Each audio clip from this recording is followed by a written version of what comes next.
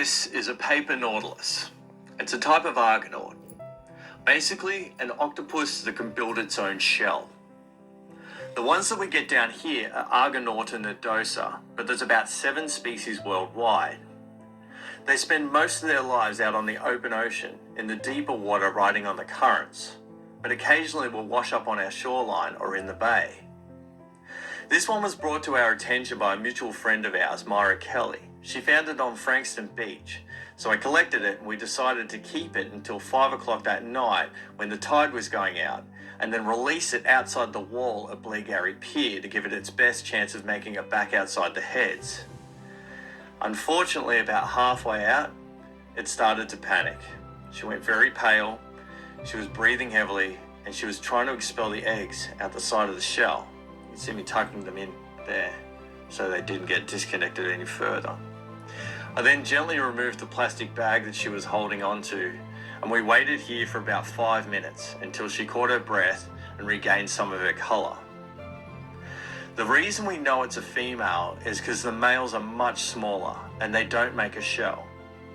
Now for the weird part.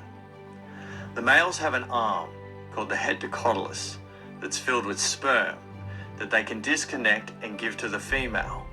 The female will keep it for the rest of her life and use it to fertilize the clutches of eggs as she produces them.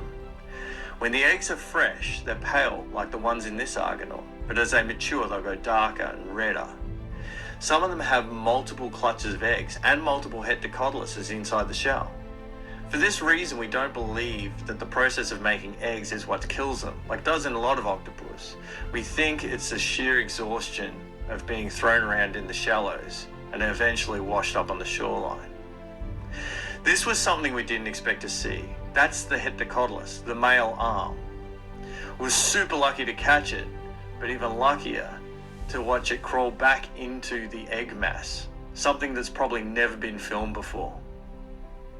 I had to go in about that point because my camera was leaking, but Jules stayed around to make sure the Argonaut was alright. As you can see, the colour was looking much better, and she was looking a lot happier, even though she was exhausted. We think that she would have used the cover of darkness to escape out the heads. But we wish her the best of luck, and from Jules and I, thank you for watching. All the best.